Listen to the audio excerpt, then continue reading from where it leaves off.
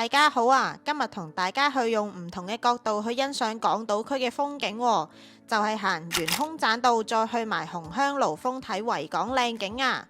紅香爐峰大家就知道係睇日落嘅好地方啦，但係連埋沿空棧道嘅路線組合又會係咩體驗呢？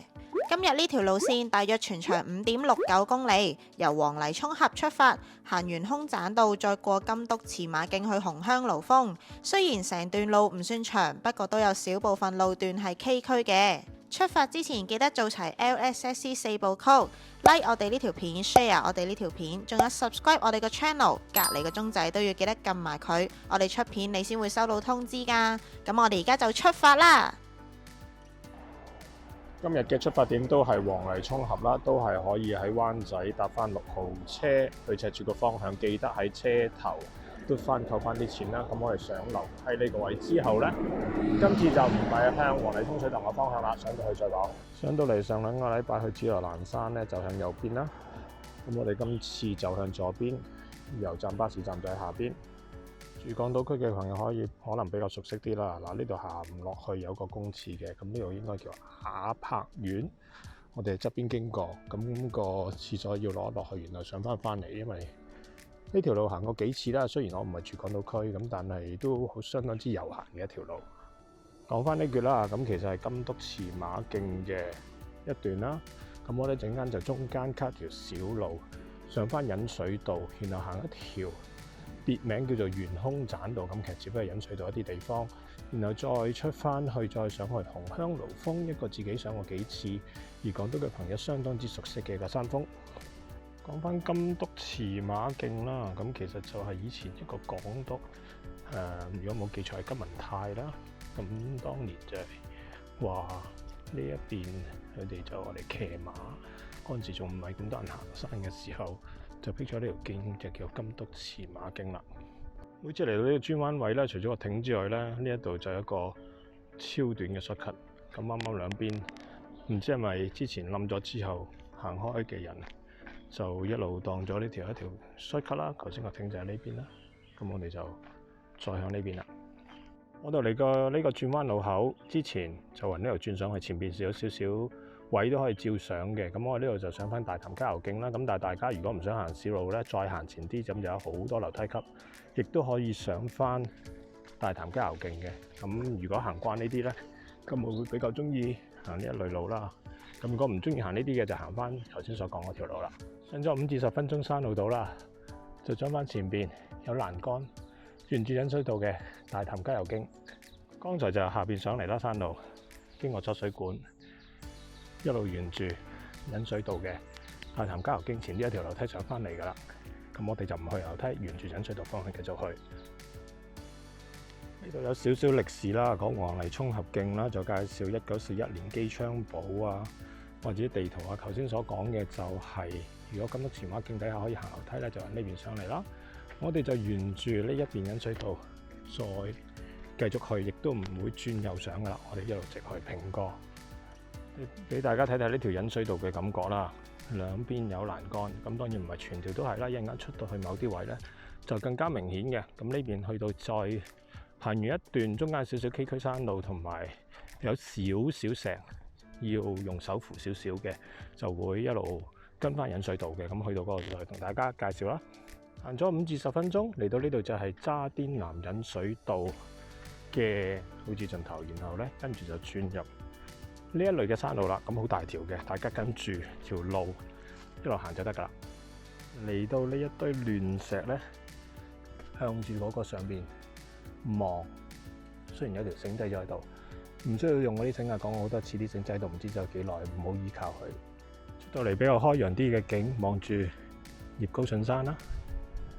跟住下邊麻麻地啦，見到球場啦，再過翻應該係麗德村，然後後邊好蒙九龍嘅方向。咁頭先石堆之後，跟住我哋沿呢啲石落翻少少，又係啦，頭先講嗰啲繩嘅問題噶啦。好快又嚟到呢一堆石啦。咁呢堆石咧，大家都見到有人放咗繩啦，又係。咁其實只要一級一級向上行咧，咁陣間上到去就會睇到個好靚嘅風景噶啦。呢個睇晒跑馬地同銅鑼灣嘅景色係咪好正呢？不過都要留意棧道中間都有大石嘅路段，需要有少少攀爬，同埋成段路都會比較開揚㗎喎。未嚟過嘅朋友記得做好準備先好嚟啊！剛才喺下邊嗰度上嚟啦，唔使扶繩都上到噶啦。一上到呢個石平台，每逢假日呢，都有好多人坐咗喺度嘅。咁起碼上幾次嚟都係啦。望出去今日有好大煙霞，成個九龍蒙咗。咁但係香港島呢邊呢，都仲見到 RC 啊，見到山頂啊，一路望翻去成條司徒拔道啊，都好清楚嘅。講一講上完呢條石平台之後呢，呢度要負少少啦。如果畏高嘅朋友就驚少少嘅，咁就落翻呢一條坑渠下邊呢度有個欄杆位，咁慢慢落坐低就得㗎啦。咁其實亦都唔係好斜，因為周圍啲石亦都唔會太跣嘅。咁當然落完雨之後另計啦嚇。我諗對大家如果唔行慣爬少少嘅呢橛係比較難少少啦。咁我頭先當時就唔需要借助啲繩啊，因為真係唔知啲繩有幾悶。咁然後落到嚟呢一個感覺咧，一路咁樣落去咧，望住啲風景其實都幾特別嘅。咁你都見到，只要綁一綁住側邊，咁其實因為啲石咧唔係太過跣，咁就可以好安全咁樣落翻嚟呢條我哋。有啲人改咗個名叫懸空棧道啦，因為行出嚟會見到啲風景噶啦。如果大家唔係睇得好清楚，呢個角度或者之前放得航拍嘅放航拍出邊就睇到呢一堆咧係懸空咗嘅。我哋行緊呢一條引水道咧係底下係通嘅，咁一路都係安全啦。你只要唔踩到太邊嘅話，因為又有欄杆，咁成條引水道其實亦都係凹咗落去。咁去到某一啲位咧，我哋都要上翻去嘅。咁其實亦都好容易啦，因為有晒級。呢啲一級級，只要一上，再沿住繼續行就得啦。再出到嚟呢個位咧，仲更加開揚，咁可以望到對面小馬山嘅方向啦。咁同埋渣甸山過去小馬山嘅石礦場嘅方向。咁其實頭先所講嘅就係小馬山喺呢邊啦方向啦。咁而石礦場就喺前邊呢度方向啦。嚟到呢度都仲有一小忽係懸空嘅，咁大家望出去就會見到啦。咁行完呢小忽之後咧，行前少少，我哋就轉左落翻北拉山道。一過完頭先個位，嚟到呢個鐵絲網之前，咁我哋就轉左落翻樓梯，落翻北拉山道啦。一落到嚟北拉山道咧，我哋就轉右。沿住馬路一路上到直至可以裝翻一個金督馳馬徑。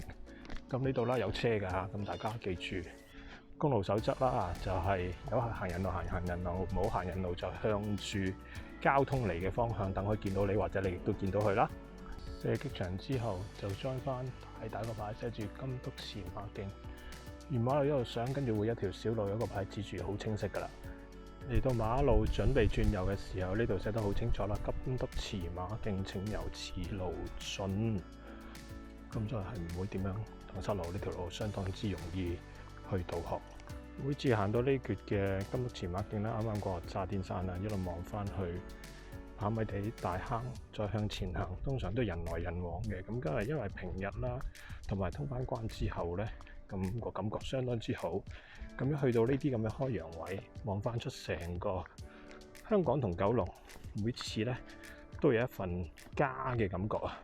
就係呢個就係我哋嘅香港啦。咁就會見到其實點解咁中意香港，咁唔使再多講啦。慢慢欣賞下呢個維港景色啦。嚟到呢個分叉口，呢條樓梯就係蓮花公山落翻嚟啦，再向前邊我哋直上埋。我哋今日嘅主菜就係呢個紅香爐峰啦。咁沿住小路一路上到頂，再少少山路再介紹啦。咁有好多分叉路啦，嚟到呢個位，我哋轉咗出石嗰堆，呢一度咧就未到頂嘅，但係咧都有少少勁啦。個頂就喺後邊嘅啫，228米紅香爐峰。剛才雲上下邊啲石罅啦，一路爬少少，上到呢度好可惜見到地下有垃圾啦。第一次上到嚟係一個人都冇嘅。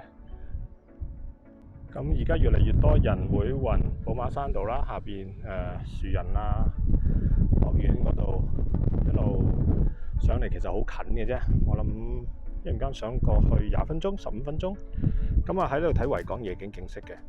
咁當然最後呢條山路唔難，不過慢啲。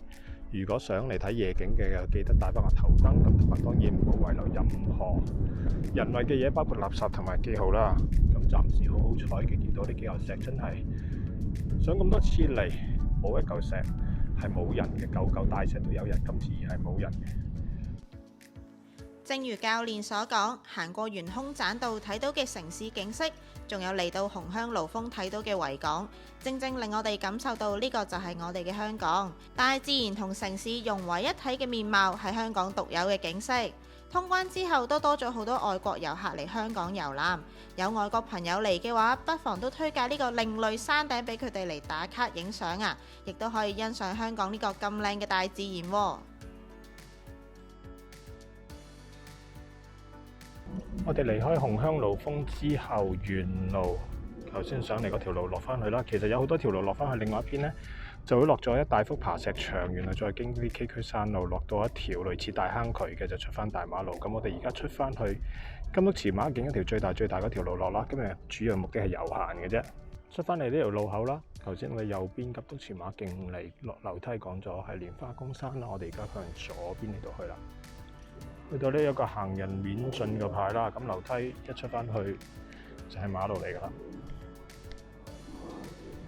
嚟到呢個欄杆見到出邊馬路，咁我哋喺右邊呢一度有條小路兜過去嘅，就呢度。嚟到呢度唔好跟樓梯啦，過對面小路啦，呢一個位啦，問側邊出去。其實夠手就揾呢條罅出到嚟㗎啦。好啦，出到嚟我哋做埋個總結啦。咁今日段路相當之短嘅，咁嚴格嚟講行咗1個鐘多啲，咁計埋拍嘢影埋相，可能有啲朋友耐少少啦。咁出到嚟就係漢基國際學校啦。咁我沿住出翻去就係寶馬山有巴士啊、小巴啊，出翻去各區。咁一條主要遊行又係個零鐘頭、個零2個鐘。有啲朋友可以我嚟攝時間嘅，咁前面比較嘈啲啦。咁希望大家繼續分享、訂閱同埋讚好呢條頻道，等多啲人知道無痕山林嘅重要性，同埋愛護我哋呢個香港咁美麗嘅後花園同大自然。每區後邊都有一個好靚嘅大自然景色。多謝大家。呢條難度值2.5粒星嘅懸空棧道加紅香爐峰路線係咪好正呢？官方預測1個鐘頭42分鐘左右就行完啦。不過計埋休息同影相嘅話呢，可能就要3至4個鐘頭㗎啦。出發之前都要留意我哋嘅行山小錦囊噃。第一，雷暴警告，3號風球或以上就唔應該上山啦。第二，記得要留意天氣喎。第三，應該要根據自己嘅能力而選擇路線嘅。第四，行山嘅話呢，記得帶多個朋友一齊行喎。第五，應該要有合適嘅行山裝備，好似今次紅香爐峰咁。如果大家想嚟睇日落嘅話呢，就記得預備埋頭燈嚟啦。第六，記得仲要帶足夠嘅食水喎。第七，仲要唔好留低任何嘅垃圾同埋人為嘅標記。最後都希望大家行山嘅時候都可以遵守無痕山林嘅守則啦。唔知大家最近又去咗邊度行山呢？不妨喺下面留言同小編仲有教練分享下喎。一陣 click 埋右上角個 logo 訂閱我哋，一齊發掘更多香港嘅行山路線啦。咁我哋下次見，拜拜。